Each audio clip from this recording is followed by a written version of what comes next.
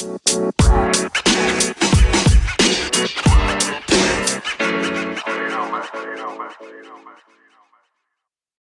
to Navigating Disruption. My name is Shaquille Barmal. I'm the CEO of Ocean Blue Strategic and partner with the Summit Group. I'm a coach, a speaker, and a consultant, and I help leaders, teams, and individuals build the character, competence, and confidence to navigate disruption.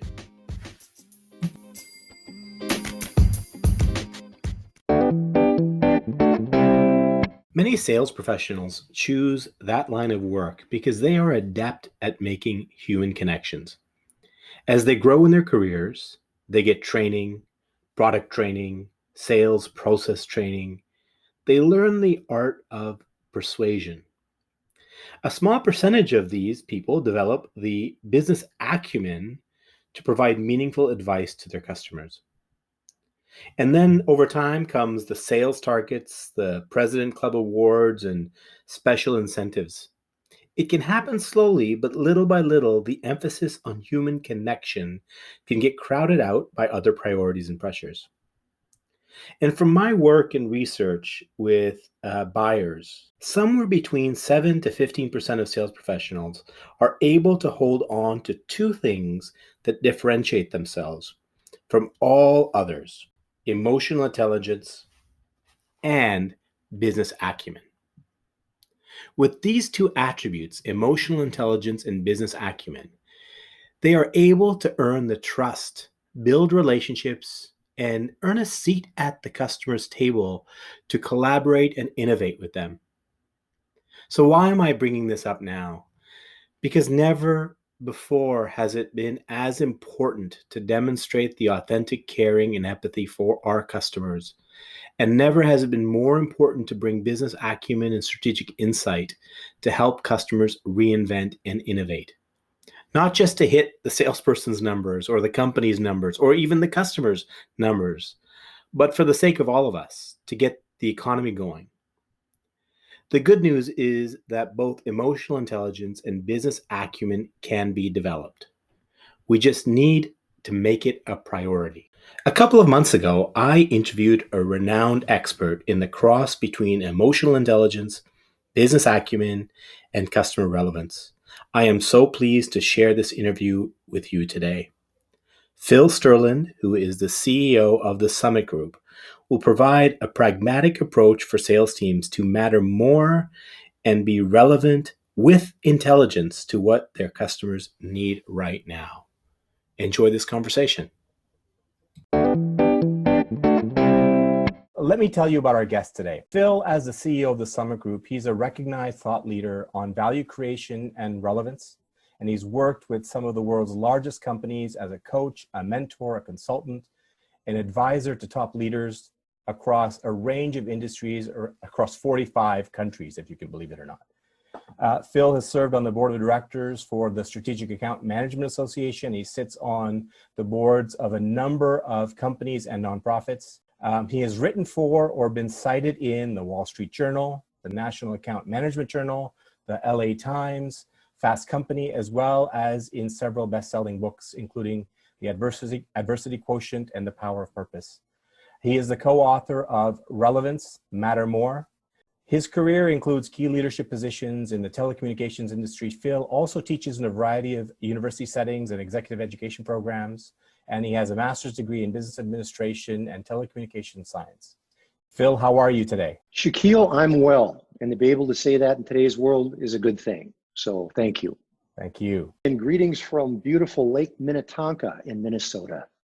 I want to start with a little bit of a personal story on how I first connected with Phil. I met him about 20 years ago. I was director of sales effectiveness with one of Canada's largest transportation companies. And at the company, we'd invested about 2 years and millions of dollars on a new strategy to transform the organization into a customer-focused integrated solutions provider. But our success hinged on our ability to transform our sales team from being transactional and just simply relationship selling to strategic engagement with business acumen and relevancy to our customers' business issues. So that kind of sales transformation is not easy.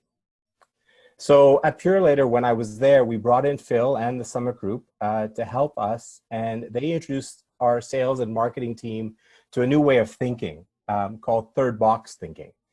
And that completely changed the way we went to market and enabled a successful execution of our strategy.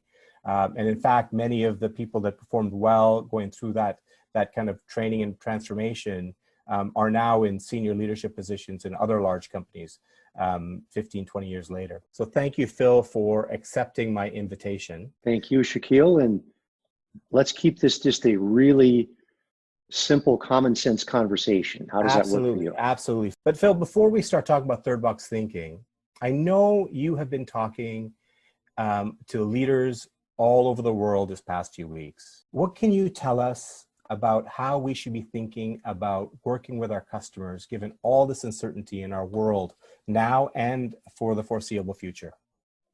Yeah, let's open up with that, because I think that'll frame our conversation well. And I have been talking with a lot of them. My voice is a little raspy, so I apologize. I think the best way to capsulize it is, I think it was Tuesday morning, I was speaking with an executive from a major healthcare firm. And she said very simply, when we get through all of this, we are going to remember which suppliers tried to sell to us and which suppliers tried to help us. And I think that her words are better than mine to start out this dialogue, is because the Summit Group has always been founded on a simple premise. We are the recovery group for sales training. And we are a business school for sales. And I don't mean that disparagingly of sales training, but this is no time to sell. And that's what we want to talk about today. And again, she said it better than I did. I want to offer you kind of 3 principles, and let's dive into these. I want to keep it very pragmatic, because as we talk about common sense, it's not common. So let's dive into, what matters here. And the first thing I want to start out with is exactly what this woman was articulating. Customers don't want to be sold to, and especially now. Now, this isn't a new statement, by the way. One of our partners, our business partner in London, a group called Concelia, has worked and done research for the last 10 years with the London Business School. And what they found is this: customers don't want to deal with salespeople. They want to deal with business people. Now, I say that not disparagingly of salespeople, because I've spent my career in sales.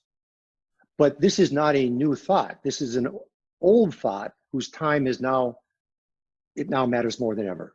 What they're saying is, I want to deal with a relevant business person. And that has never, ever mattered more. So what I want to do today is just give you 3 principles, 3, we call it design thinking for the next normal. Because the last thing you want to do right now, and I have to tell you, I'm disappointed in the sales training industries. I see all these webinars of selling harder, messaging, let's push harder on our customers. That's exactly what we don't want to do. What we want to do is shift our mindset right now from a business development mindset to a business continuity. Now, what do I mean by that? Basically, the logic of today's conversation is this: if you want to keep your own business healthy, you need to keep your customer's business healthy. That's kind of it. That's the ethos of everything we're going to talk about today. And business continuity is what customers are looking for right now. They don't want to be sold to. They're saying, what can you bring to me right now to keep my business in business? And third, Shaquille, you've heard me say many times, actually in the Old Testament, believe it or not, it says that to waste another person's time is a form of moral theft. And what we're hearing from customers right now is, don't waste their time. Get to the point. And that's where I'm saying earlier, this is no time for sales techniques. This is no time for presentations. They want conversations. This is no time for messaging. This is a time for listening and then getting to the point. One of my favorite quotes comes from C.S. Lewis: "The major in the majors, not the major in the minors." Does that make sense so far, Shaquille? Yeah, I think that's really important, because I know, as I've been talking to some business leaders right now, they are, they're actually being quite resilient and strong. But one of the things they're all struggling with is just trying to keep the business running. Exactly. And so if you're not having a conversation with them in some way, either by providing a little bit of emotional support or trying to help them find a way to keep things running, you're not relevant. So what you're saying really resonates with me. Thank you. So, having said that, I want to offer a beautiful word. It's a word that I haven't used for a long time, but it's a word that we're building on right now and building a whole new body of work around what I call customer fortification. But it's kind of an old word, but it's a noble word: to fortify. And what it means is to protect and strengthen. And so the thought today is very simple. How do we fortify our customers' business model to thereby fortify our own business model? And so I would say this is one of probably the most appropriate and relevant word, maybe, to redefine what sales, I think, needs to look like in the moment. Is we're in the business of fortification. So as we fortify, I'll just offer, McKinsey's put out some work on the 5 horizons, and I'm not going to get into it. It's a very good archetype, but we're going to make it simpler. And we're going to talk about that in a second, of how do you fortify now. But I think the first thing is the way that you show up now to your customers deeply matters. And you are the human brand. And they're going to remember you either as somebody, again, that was helping them or selling to them. So the first of the 3 core principles that I offer to you today is simply kind of this, what we call the relevance mindset. And I call it a brain frame. It's a way to organize how you think and how you communicate. And it simply goes like this: in all that you say, think, or do, whether it's a conversation, a presentation, a proposal, an email, a meeting, a Zoom meeting, a WebEx, whatever it might be, burn these 5 words into your mind for the rest of your life, and you'll always be relevant. In every dialogue, it begins with them. Who am I speaking to? And what do they care about? Because value creation is simply this: it's aligning to what the customer cares about. It's nothing mystical, because self-interest always prevails. And if we're not attaching to their self-interest, then we're not relevant. What are their issues right now, Shaquille, to your point, to keep their business alive? What's important? And what do they rely on to serve their customers? Because that's the essence of third box thinking, which we're going to get to in a second. Then, based on what they care about, now what do you bring? What do you have, you and your company? What products, what services, what solutions? And one of our principles is called offer enablers, which is simply, what other assets do you have that would impact what they care about? Third is fit. Based on what they care about and what you can bring, where can you impact them right now? What's the business fit? Fourth is proof. One of the most valuable things you can do right now is help your customer understand what's working in other places. In fact, I would say the last 3 weeks, that's probably 80% of my time, is just sharing at a high level. Here's what we're seeing other companies doing right now that's working. And then finally, next, what are the 1, 2, or 3 things that we need to do together next to move forward? So 5 simple words. Yeah, Phil, very fascinating approach and model, and actually quite straightforward. If you were to have 15 minutes with a customer to talk to them, how would you divide up that time across these steps that you've identified? What percentage of your time would you put in these boxes? Well, there's no exact dosage, but I think you have to be just obsessed about diving into listening to them. Yeah. And I want to point out one thing. There's listening, and then there's paying attention. Yeah. Listening Now, one of the coaching points that we offer is the key to being a wise counselor is to listen without solving. Oh man, that's easy to say. It's hard to do because we're all solvaholics. But truly strategic business people have the ability to listen without solving, because the minute we solve, we stop listening. Secondly, there's paying attention. Now, what does that mean? Pay attention to what they're not saying. So what are their blind spots? What don't they know that they don't know? Because remember, we want to show them, here's what's working in other places. So part of the whole mental exercise is to listen deeply and with structure. Now, if you look at these 5 words, they're incredibly simple. Them, you, fit, proof, next. I mean, come on, you couldn't get simpler. However, let's go back to that London School research I just referenced. After 10 years, what we found, according to customers now, is that only 7% of companies and salespeople begin with them. Over 90% begin with you and your company. They go right to, here's what we have for you, and they don't care until it impacts what they care about. One of the customers said, many of the people we deal with are human brochures. That's not my words, that's their words. And the last thing you want to be right now is a human brochure. Right. I would think that's probably true in normal times, but even more true but these especially days. now. What I take away from what you just said is that if I was to have 15 minutes to talk to a customer today, I would probably want to spend the vast majority of that time in the listening and paying attention, and very little of that time in some of the other stages. There's time for that. And not to say you shouldn't spend any time on it, because you might have a solution that would be helpful to them right now, but most of the time should be spent in that them space. And it's a slow down to speed up, because Right right now everybody's moving so fast, but good wisdom says it's time to slow down to make sure that you're focused on the right stuff before you speed up on it, if that makes sense. And that's why the obsessive listening matters so much. Great. Thank you, Phil.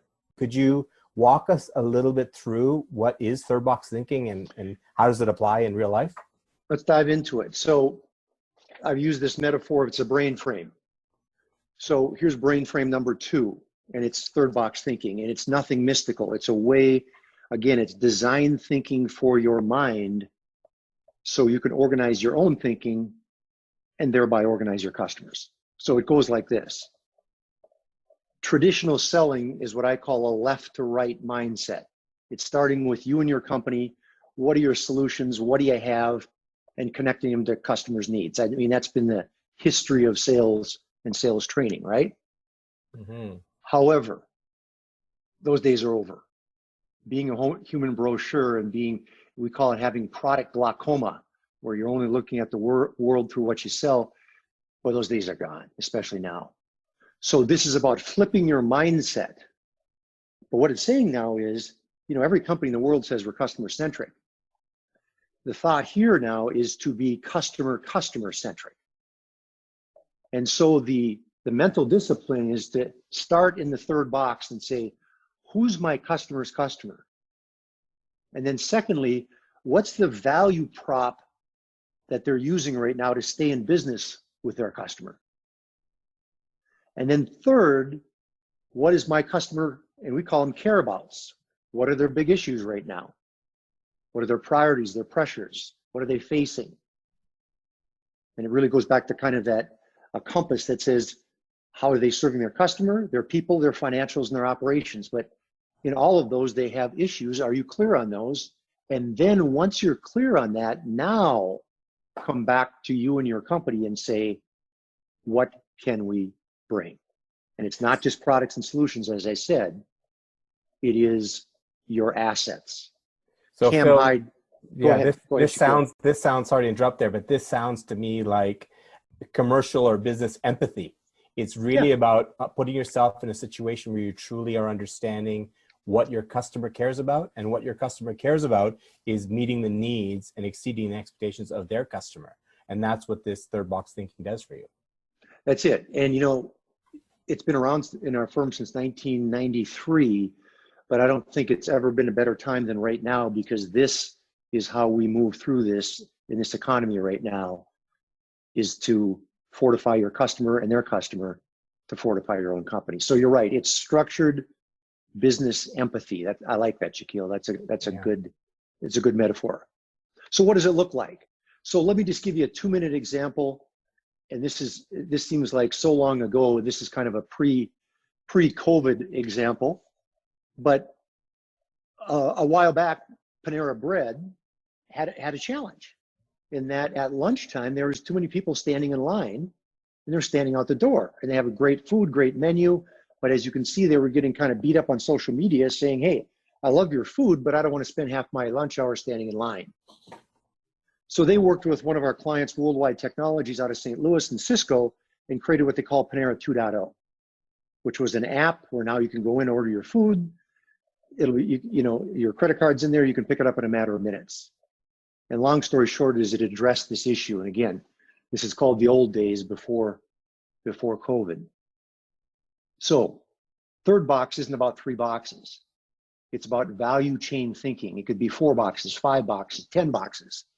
But what it is saying, let's start with the end consumer first. And what do they seek? Why do they go to Panera? And what's the value that Panera wants to use with them? Then back to Panera, what do they care about as a business? Then in this case, based on that, what does Panera IT department care about? And then finally, our friends at Worldwide and Cisco, what can they bring? And here's all their great technology. But it's not about the technology, it's that fact that their technology can reshape the consumer experience. So we put some color coding. I'm not going to go through all these, but if you look in blue, better efficiency around ordering, accuracy of ordering, not standing in line, mobility, and you can see the threads that go backwards, and we call these value threads. It's threading between what you bring in the left-hand box and how it impacts the customer's business model all the way out through their customer in the right-hand box. And this is the business empathy you talked about, Shaquille, and this is what I call being a structured storyteller. But this is also working with Panera, sitting down together in a structured way to co-create this solution. And by the way, the rest of the story is it drove a 41% increase in lunchtime volume. That's a pretty good number. Mm-hmm. It's really around starting with what the end customer wants and working backwards, as opposed to starting with what you sell. A senior sales leader for a transportation company the other day, and he was telling me that their drivers and their business basically shut down because the products they shipped were all consumer products. Right. But they got into a room, spent an hour together mapping out the issues being faced by the hospitals and the patients, and working it backwards, they discovered that the hospitals needed help not only with the deliveries of the things they needed, but helping to assemble things once they arrived. And very quickly, the company pivoted from being delivery of consumer goods to doing delivery and assembly for equipment for the hospital healthcare system during this crisis. So this is possible to do, and we have companies right now out there that are doing it right now, but it all starts with understanding what are the patients, what are people that are struggling with this, going toward working backwards through the service chain to see how you can pivot to provide some value. So that's great. And that's the heart of the matter, because the companies that are still thinking inside out, it's not going to go well. Think the companies that are thinking outside in, like you just articulated, that's where you're going to see opportunities that you wouldn't see if you had, again, what I talked about earlier is product glaucoma, where you're only looking at the world through what you sell. This is what I'm talking about. This is no time to be selling or messaging. This is the time to be aligning and fortifying. Finding that customers right now are so stuck in uncertainty with no idea what they want or what they can do. How do we help them? I think the way you help them is not to solve, but to frame things. The greatest thing that you can bring to people right now is bring order to chaos. Yeah. And that's why I said earlier at Cox, or as example, as they work with their customers, they're not trying to solve, they're just saying, let's just focus on, 3 or 4 different stages right now. It's better to think in stages than in time right now, because we don't know how long this is going to last. But again, let's break it down into bite-sized pieces. What do we need to resolve right now? Number 2 is, what can we do to help you be more resilient and get your cash flow back? Because cash is the oxygen in your business. And then third is, how can we return your business model to some level of normalcy? Don't try to solve world hunger. Let's just start with those 3 and bring order to chaos. That's the greatest thing you can do right now, is to bring structure to the messiness that's out there. So that's really not about the product you sell. It's really more about bringing the expertise or the framework in your company you might have to help them organize their thinking a little bit.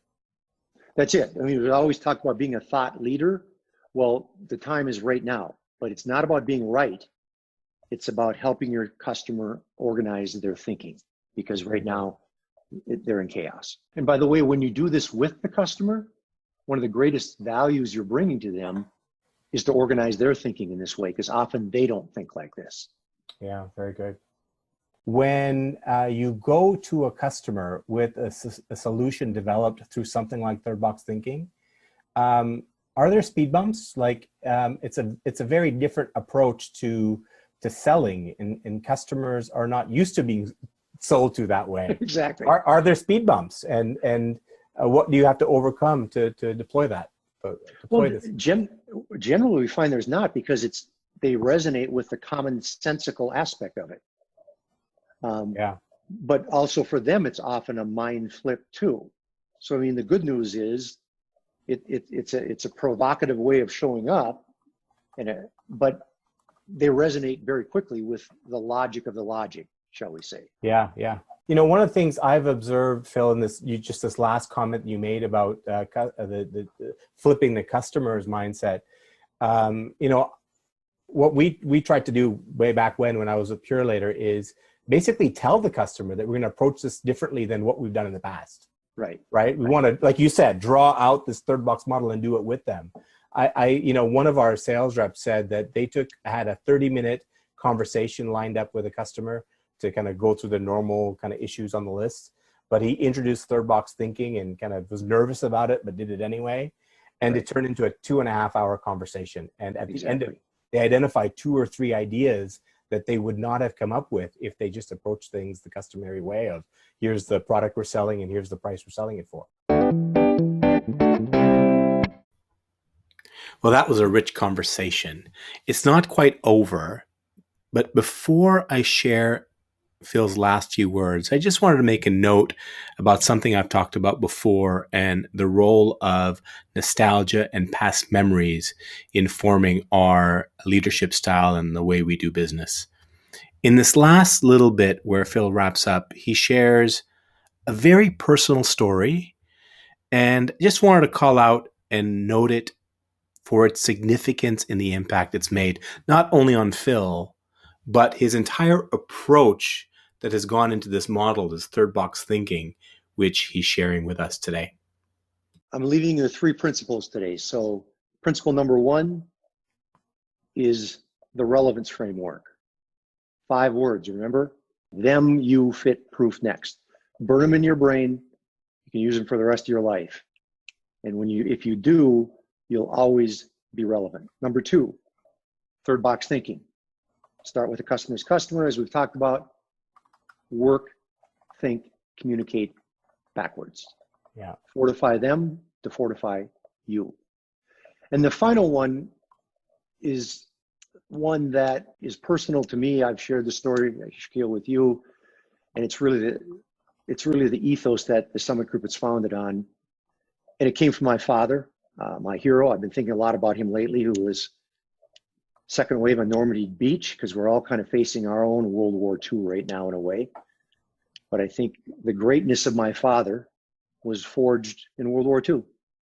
And one of the things he taught us was a simple principle for life, is to always be interested, not interesting. To be interested in the human being that you're talking to, and not worry about being interesting to them. And that's the third, and it's probably the most important principle.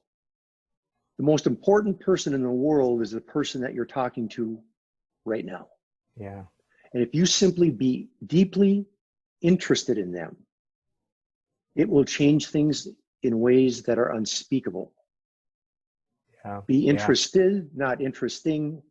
It's not a technique, because we're not techniques. You can't remember all these techniques. We want to be ourselves. I hope you enjoyed that conversation as much as I did. I wanted to offer a couple of additional thoughts. If you are a salesperson, make sure when you start the conversation with your customer, you find a way to demonstrate value, to demonstrate that you actually care about what's going on with them, and perhaps that you have a perspective that might be worthwhile for them to engage with. And if you are a customer, make sure you hold the salesperson that calls on you accountable to deliver that. And if they try to provide some form of relevance, let them in. Don't shun them away because you are focused and very busy. Listen for the opportunity that the salesperson might have something of value to provide you. And together, you might be able to come together to craft a solution for what the challenge at hand is. And if we all do that, if we all show authentic caring and interest in collaboration, we might just get out of this better than we entered. Thank you for tuning in. If you liked this episode, please do rate or leave a review. It'll help others like you find this show. See you next time.